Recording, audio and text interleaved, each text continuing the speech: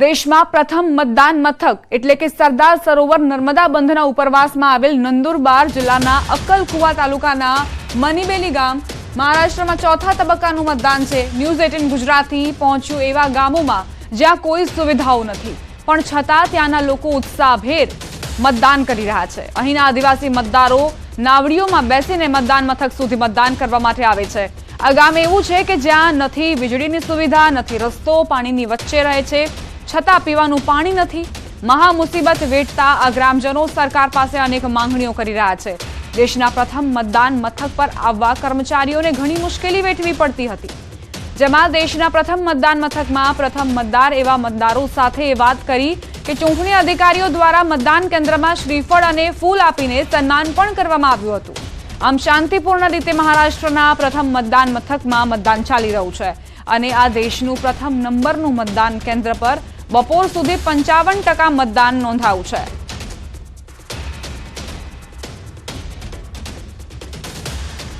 Total मतदान है 341 है और मतदान के लिए यहाँ सभी लोग आए वाले हैं और आ रहे हैं। यहाँ मणिबेली गांव के महाराष्ट्र फर्स्ट नंबर का गांव है। यहाँ फर्स्ट नंबर बूथ है। यहाँ से हम दूर दूर से मतदान करने के लिए आते हैं। पानी में नाव में से आना पड़ता है, इसलिए हम उत्साह से मतदान करते हैं। धूप के वजह से भी हम मतदान के लिए आए हैं। યાત્રાધામ દ્વારકામાં યાત્રામાં ગુજરાતી પ્રવાસીઓ અટવાયા છે। ભારે ભીડના કારણે આ યાત્રિકો અટવાયા। ઉત્તરાખંડના ગંગોત્રી અને યમુનોત્રીમાં યાત્રિકો અટવાયા છે। ગંગોત્રી જવાના માર્ગે ભારે ભીડ જામી છે। ગંગોત્રીથી ગંગનાની વચ્ચે યાત્રીઓ ફસાયા। પરોઢીએ 4 વાગ્યાથી યાત્રીઓ ફસાયા છે। અમદાવાદ વડોદરાના યાત્રિકો અટવાયા। પરોઢીએ 4 વાગ્યાથી યાત્રીઓ અટવાયા હોવાની જાણકારી। 15 કિલોમીટર જેટલી લાઈનો લાગી છે। તંત્ર તરફથી કોઈ જ વ્યવસ્થા ન હોવાનું બહાર આવ્યું।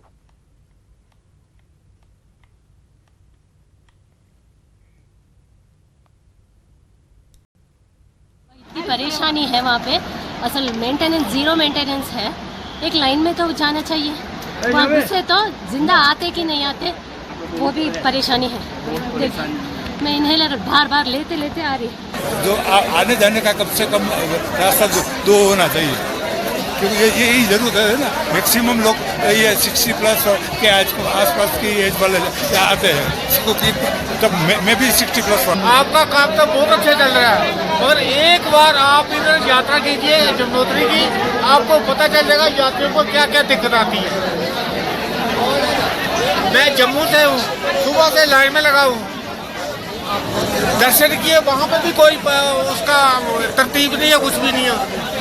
और आगे जब दर्शन करके वापस जा रहे हैं तो भी कोई तरतीब। प्रशासन की अव्यवस्था है, बहुत भीड़ पड़ रही है। प्रशासन बिल्कुल यहाँ पे नाकाम हो रहा है। ना तो आने का रास्ता है, ना जाने का रास्ता है, ना ही पब्लिक को रोका जा रहा है। प्रॉपर कोई सिस्टम नहीं है। ये हमारी निवेदन है प्रशासन, उत्तराखंड प्रशासन से कि ये व्यवस्था अतिशीघ्र इसको सही किया जाए। મનાલીમાં વિદ્યાર્થીઓ ફસાયાના વિડીયો વાયરલ થયા છે। વિડીયો વાયરલ થતા રાજકોટની સ્કૂલમાં રજૂઆત કરાઈ। એનએસયુઆઈના વિદ્યાર્થીઓ સ્કૂલ પર રજૂઆત માટે પહોંચ્યા। ફસાયેલા વિદ્યાર્થીઓ મહાત્મા ગાંધી સ્કૂલના વિદ્યાર્થીઓ હોવાનો દાવો કરાયો। રજૂઆત અંગે સ્કૂલના પ્રિન્સિપાલનું નિવેદન। પ્રવાસ સ્કૂલ તરફથી આયોજિત નથી। યુનિવર્સલ ટૂર્સ એન્ડ ટ્રાવેલ્સે આયોજન કર્યું હતું। બસ ટ્રાફિકમાં ફસાઈ હતી। વિદ્યાર્થીઓને જોવી પડી હતી રાહ। સ્કૂલ સંચાલકો, વિદ્યાર્થીઓ, ટૂર એજન્ટના સંપર્કમાં હાલ કોઈ મુશ્કેલી નથી તેવી સ્પષ્ટતા પણ પ્રિન્સિપાલે કરી। યુનિવર્સલ ક્લબ દ્વારા જે પ્રવાસ યોજાણો હતો તેથી શાળા સંચાલકોને અમારી એવી રજૂઆત છે કે તમે પ્રવાસ દરમિયાન કોઈક એવા સારા નામી અનામી ક્લબને તમે વિદ્યાર્થીઓને સજેસ્ટ કરો કે જેને લીધે આવી ઘટનાઓ બીજી વાર ન બને, કેમ કે આવા ક્લબ દ્વારા માત્ર ને માત્ર મેનેજમેન્ટનો અભાવ હોય છે અને વિદ્યાર્થીઓનો જીવ જોખમમાં મૂકવાનું કામ કરતી હોય છે। ત્યારે આ ક્લબને તાત્કાલિક ધોરણે કડકમાં કડક પગલાં લેવા જોઈએ। વિદ્યાર્થીઓ દ્વારા તો એવું કહેવું છે કે આ શિક્ષકને કાંઈ અનુભવ જ નથી, આ પહેલી વાર મનાલી પ્રવાસમાં ગયા હોય કેમ કે એ વિદ્યાર્થીઓને લીધે આગળ હાલતા હતા એમ। એટલે આવા ક્યાંક ને ક્યાંક અનુભવી શિક્ષકોને મોકલવા જોઈએ કે જે પ્રવાસથી અને વિદ્યાર્થીઓથી પરિચિત હોય, જેથી વિદ્યાર્થીઓને કોઈ જાનહાનિ ન હોય। હકીકત એવું છે કે યુનિવર્સલ ટૂર્સ એન્ડ ટ્રાવેલ્સ દ્વારા સંચાલિત પ્રવાસમાં વિદ્યાર્થીઓ ગયા છે, જેમાં ચંદીગઢ જવા માટે એ લોકો હિલ સ્ટેશન ઉપરથી એમના બસ પોઈન્ટ ઉપર પહોંચ્યા હતા। એક બસમાં બાળકો બેસીને રવાના થયા।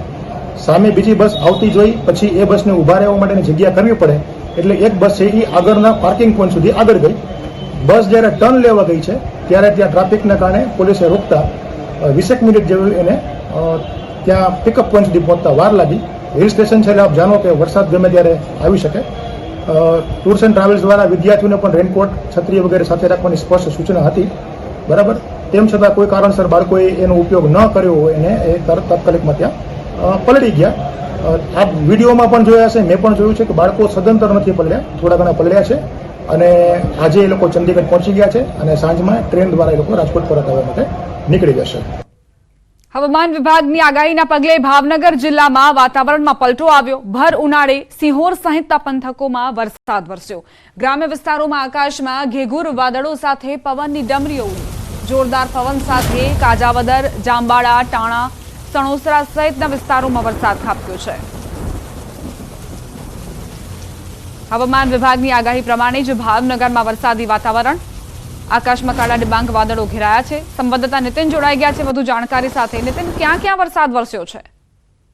વાત કરીએ તો જે હવામાન વિભાગની જે આગાહી છે તેને લઈને જિલ્લામાં બપોર બાદ અનેક વિસ્તારો જે પંથકોના છે ત્યાં વાતાવરણમાં પલટો દેખાણો હતો અને જે સ્વચ્છ દેખાતો આકાશ હોય છે ત્યાં કાળા ડિબાંગ વાદળો થયા હતા. વાત કરીએ ગ્રામ્ય વિસ્તારની તો સિહોરના જે પંથકના જે ગ્રામ્ય વિસ્તારોના જે ગામો છે, કાજાવદર, જાણા, તામાળા, સણોસરા સહિતના જે આજુબાજુના જે ગામો છે ત્યાં ભારે પવનની ડમરી સાથે ગાજવીજ સાથે વરસાદ વરસી રહ્યો હતો અને ચોક્કસ કહી શકાય કે હજી પણ જે ગ્રામ્યના પંથકોના જે અમુક વિસ્તારો છે ત્યાં પણ હજી વાદળછાયું વાતાવરણ છે એટલે ચોક્કસ કહી શકાય કે સાંજ સુધીમાં પણ અનેક વિસ્તારોમાં મોટા વરસાદી ઝાપટા પડી શકે છે. જી નીતિન, સવાર દરમિયાન કેવા પ્રકારનું વાતાવરણ હતું? શું આ જ રીતે આકાશમાં કાળા ડિબાંગ વાદળો ઘેરાયા હતા? બપોર બાદ પલટો આવ્યો કે સવારથી જ આ જ પ્રકારનું વાતાવરણ છે? જી, વાત કરીએ તો જયારે હવામાન વિભાગની આગાહી હતી ત્યારે અર્લી મોર્નિંગ થી લઈ અને બપોર સુધીના સમયમાં કોઈ એવું વાતાવરણ છે કે ચોખ્ખું હતું ને એવું કઈ વાતાવરણ વરસાદી વાતાવરણ નહોતું બંધાયું, પરંતુ છેલ્લા 1 કલાકની અંદર આ સમગ્ર પંથકના જે વિસ્તારોમાં જે ગામો છે ત્યાં આવું વાતાવરણ છે જે વરસાદી વાતાવરણનું જે માહોલ છે તેવું વાતાવરણ ક્રિએટ થયું હતું આકાશમાંથી. આભાર નીતિન જાણકારી આપવા માટે. આગળ વધી અરવલ્લીથી સમાચાર. અરવલ્લી જિલ્લામાં વાવાઝોડા સાથે વરસાદ વરસ્યો છે. શામળાજી સહિતના ગ્રામ્ય પંથકો પ્રભાવિત જોવા મળ્યા છે. શામળાજીમાં ભારે પવનના કારણે બેનર ઉડ્યા. નાના લારી ગલ્લાના વેપારીઓમાં દોડધામ મચી ગઈ. મોડાસાના ઇસરોલમાં વરસાદી માહોલ છવાયેલો છે. વરસાદ વરસતા જ વાતાવરણમાં ઠંડકનો અહેસાસ લોકોને થયો. હવામાન ખાતાની આગાહી મુજબ વાતાવરણમાં અહીં પલટો આવ્યો છે. તો તેજ પવનના કારણે જે બેનર લગાવવામાં આવ્યા હતા તેને પણ નુકસાન પહોંચ્યું છે. સંવાદદાતા હાર્દિક જોડાઈ ગયા છે વધુ જાણકારી સાથે. હાર્દિક, એકાએક વરસાદ ત્રાટક્યો અને ત્યારબાદ બેનરને પણ નુકસાન પહોંચ્યું છે, નાના વેપારીઓને પણ નુકસાની ગઈ છે. શું અપડેટ્સ? દીપા, ચોક્કસથી જે પ્રકારે હવામાન વિભાગની આગાહી હતી તે જ પ્રકારે અરવલ્લી જિલ્લામાં રાજસ્થાન તરફથી આવતા ભારે પવનોના કારણે યાત્રાધામ શામળાજી વિસ્તારમાં ભારે પવન જોવા મળ્યો છે. ખાસ કરીને જે નાના વેપારીઓ જે ગલ્લા ચલાવે છે, લારી ચલાવે છે તેમાં દોડધામ જોવા મળી હતી. સાથે જ જે બેનર, હોર્ડિંગ લગાવવામાં આવ્યા છે તે પણ ઉડી જવા પામ્યા હતા. એટલે કે ભારે પવન બાદ વરસાદની શરૂઆત થતા શામળાજી મંદિર તરફ જવાનો જે રસ્તો છે એ રસ્તામાં પણ પાણી ભરાયા છે. હાલ એટલે કહી શકાય કે ભારે પવન સાથે વરસાદની શરૂઆત થઈ છે. બીજી તરફ મોડાસા તાલુકામાં પણ જે ગ્રામીણ વિસ્તાર છે, ઇસરોલ, બલુંદ્રા, જીવણપુર, આ વિસ્તારમાં પણ વરસાદની શરૂઆત થઈ છે. પહેલા પવનની શરૂઆત થઈ. હાલ મોડાસા શહેરમાં પણ ભારે પવન જોવા મળી રહ્યો છે.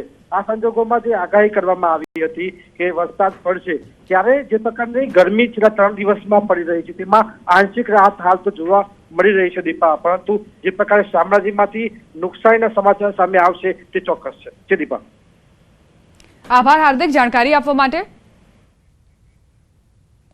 અંબાજી પંથકના વાતાવરણમાં પણ એકાએક પલટો જોવા મળ્યો છે. બપોર બાદ આકાશમાં કાળા ડિબાંગ વાદળો ઘેરાયા છે. હળવા વરસાદની શરૂઆત થઈ. ગરમીના કારણે ઉકળાટ બાદ વરસાદી માહોલના કારણે લોકોએ પણ હાશકારો અનુભવ્યો છે. વાતાવરણમાં આંશિક રાહત વર્તાઈ છે. આકાશમાં હજી પણ વાદળો ઘેરાયા છે. ભર ઉનાળે વરસાદી માહોલ જામ્યો છે. વરસાદની આગાહી વચ્ચે અંબાજી પ્રભાવિત.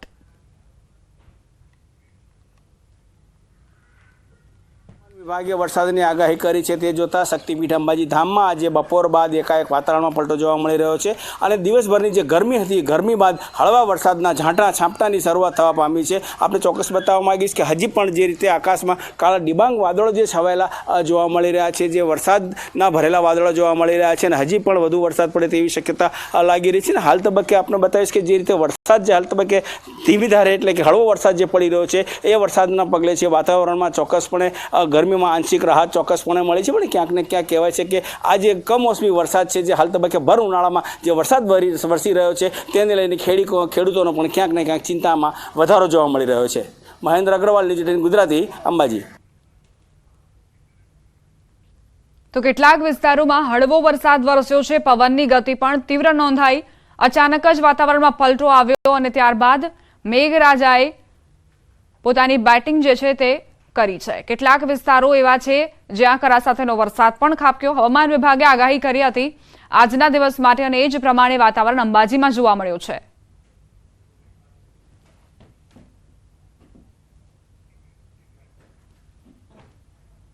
બુલેટિનમાં રોકાઈશું એક નાનકડા વિરામ માટે. આપ જોતા રહો ન્યૂઝ 18 ગુજરાતી.